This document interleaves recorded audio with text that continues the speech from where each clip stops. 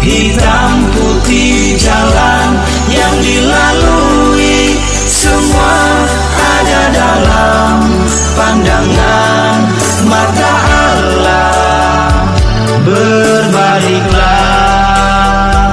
bertobatlah, wahai manusia,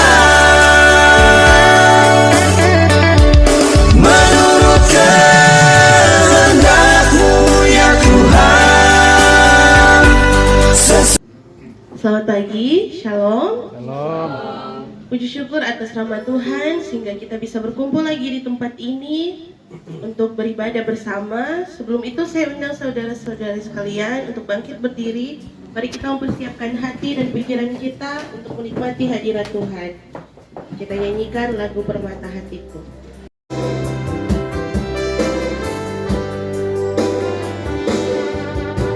Dengan senang hati dan jiwaku, ku datang padamu dalam kerinduan. Kasih-Mu yang sanggup mengubahku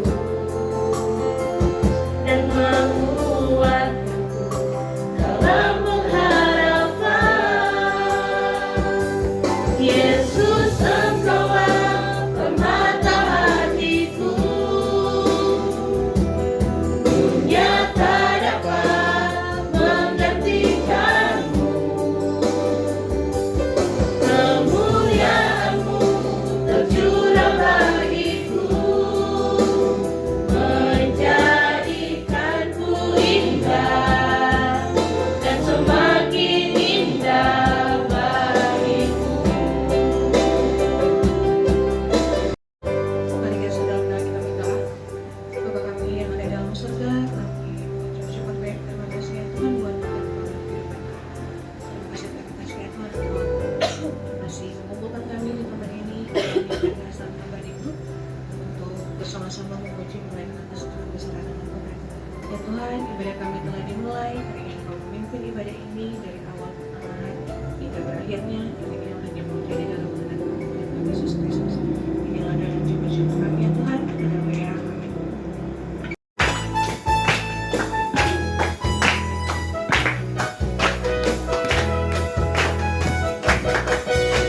Satukanlah hati kami untuk memuji dan menyembah, oh Yesus, Tuhan dan Rajaku.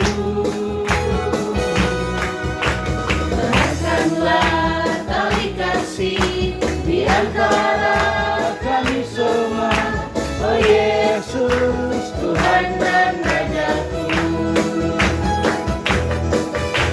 Bergandengan tangan dalam satu kasih, bergandengan tangan dalam satu iman, saling mengasihi di antara kami,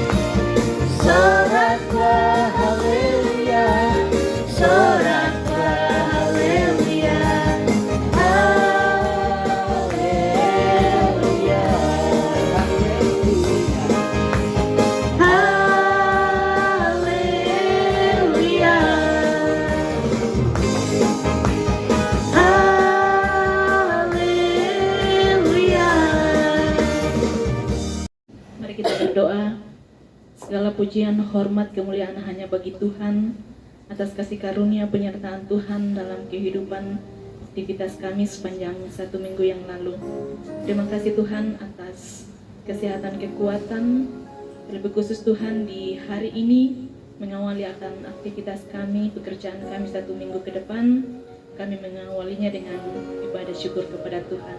Dan di dalam ibadah kami Tuhan, kami telah memberikan persembahan ungkapan syukur kami yang terbaik untuk Tuhan.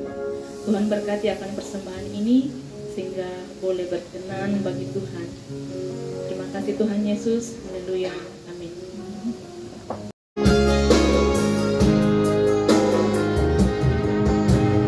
Untuk membawa apapun juga saat ku datang ke dunia,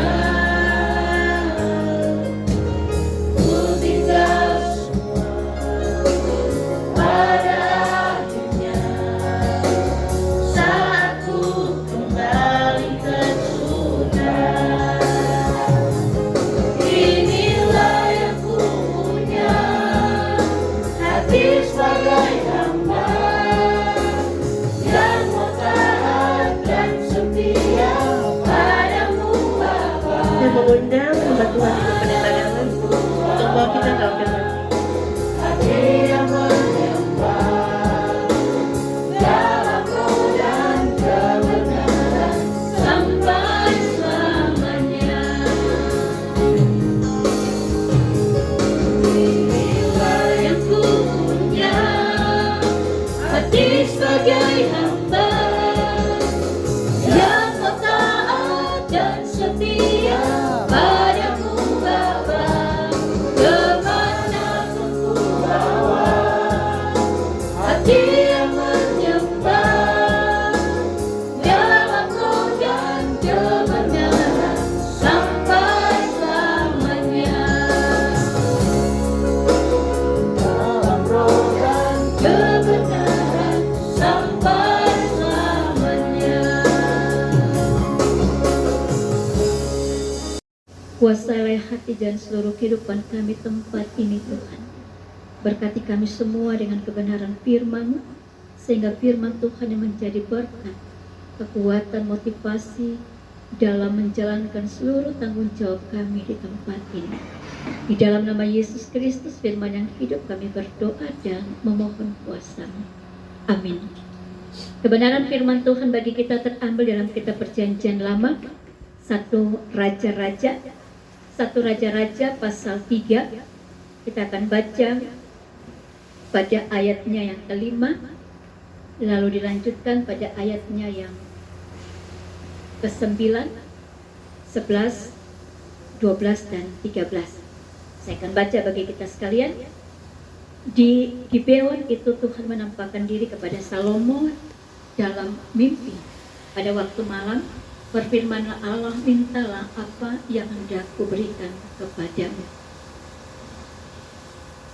Ayat 9, maka berikanlah kepada hamba-Mu ini hati yang faham, menimbang perkara untuk menghakimi umat-Mu, dengan dapat membedakan antara yang baik dan yang jahat. Sebab siapakah yang sanggup menghakimi umat-Mu yang sangat besar ini?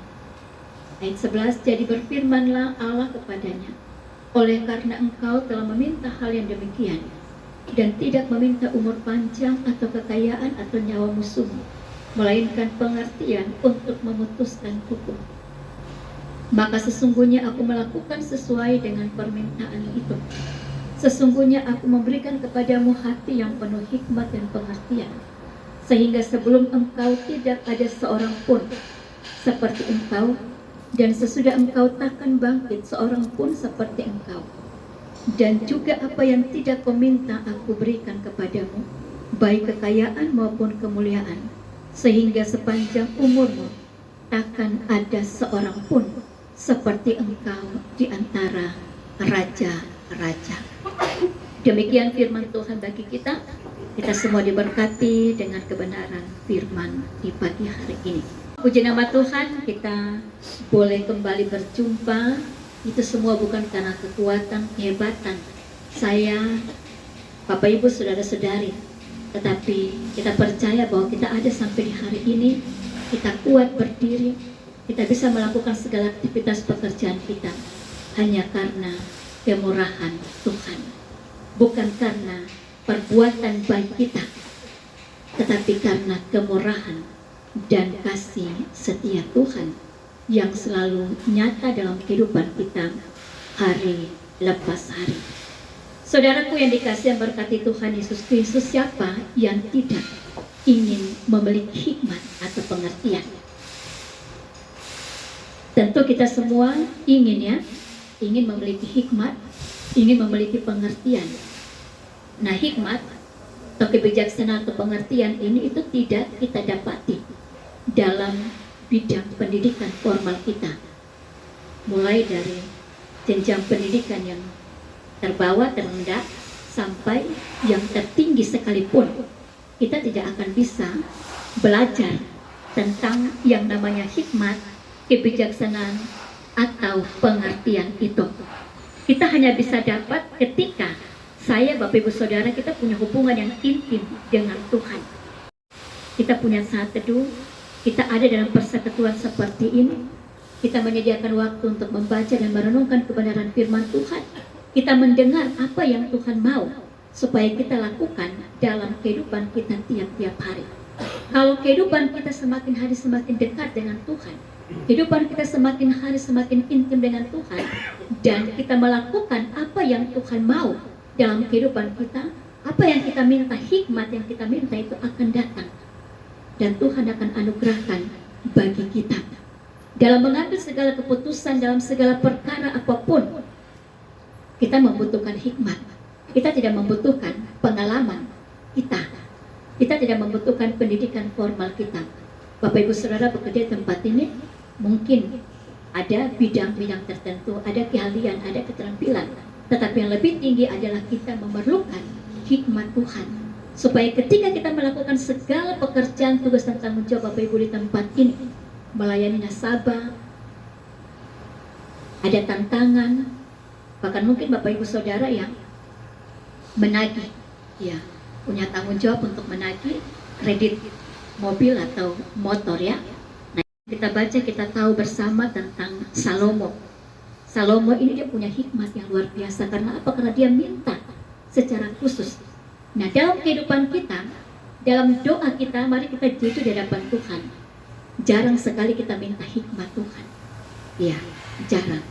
Saya pun juga demikian, jarang sekali kita minta hikmat Tuhan. Kalau kita ada pada masalah, tantangan, kita tidak minta hikmat Tuhan. Kita tidak berdoa, tapi kita lihat teman kita lihat saudara kita, keluarga kita datang lebih dahulu. Iya toh? Ya, kita datang lebih dahulu minta. Bagaimana saya punya persoalan, saya punya masalah. Kita tidak minta hikmat Tuhan, kita tidak datang kepada Tuhan. Biasanya dalam doa kita itu kita minta kekuatan, kesehatan. Bahkan mungkin kita bisa minta nyawa orang yang menjadi musuh kita. Iya. Kalau kita tidak suka dengan orang lain, pasti kita bilang Tuhan berperkara untuk orang itu sudah. Iya. Tapi kita belajar dari bagian firman Tuhan. Raja Salomo dan raja yang penuh dengan hikmat Tuhan. Dia sadar bahwa dia adalah seorang yang muda dan tidak punya pengalaman. Tidak punya pengalaman untuk memimpin bangsa Israel.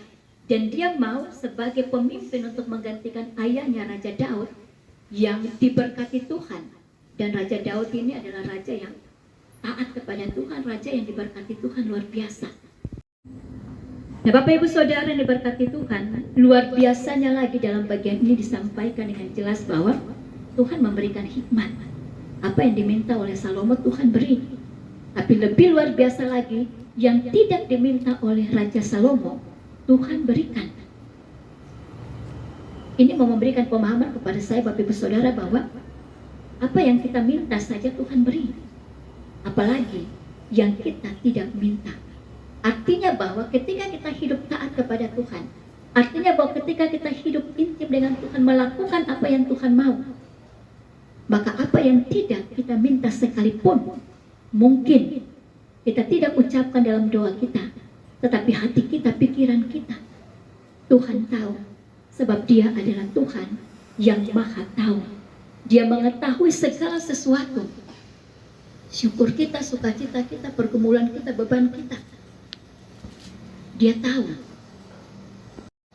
Bapak Ibu Saudara yang dikasih dan berkati Tuhan, mengawali seluruh aktivitas pekerjaan Bapak Ibu Saudara di tempat ini, pasti ada tantangan, pasti ada pergumulan, tetapi juga di tengah-tengah kehidupan pribadi, dalam keluarga masing-masing, pasti kita punya tantangan, kita punya persoalan. Karena itu bagian firman Tuhan ini untuk mendasari semua yang Bapak Ibu kerjakan di tempat ini, tetapi juga di tengah-tengah kehidupan keluarga dimanapun kita berada.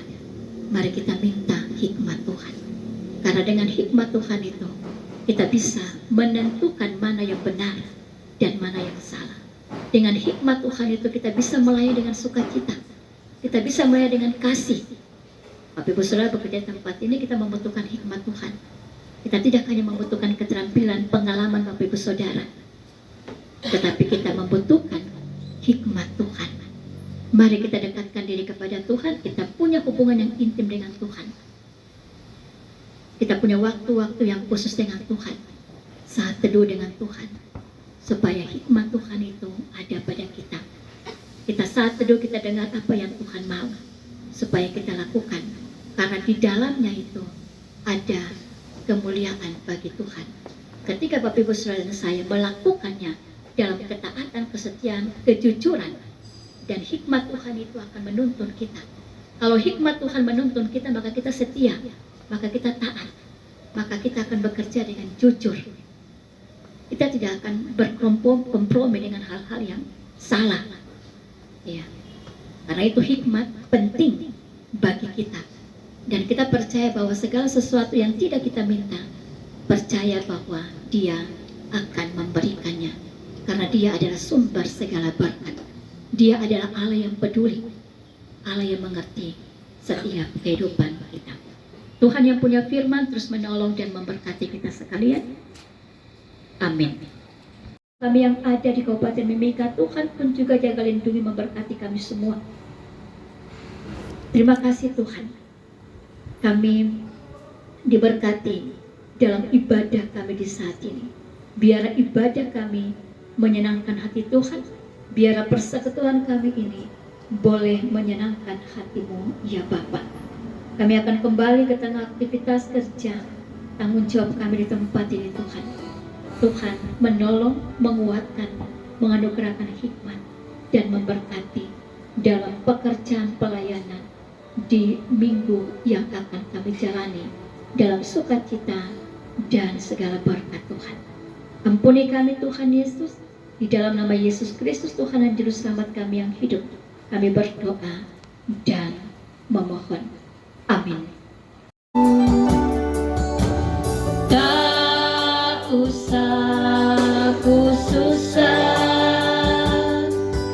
Roh Kudus hiburku. Tak usah ku cemas, Dia memberkatimu.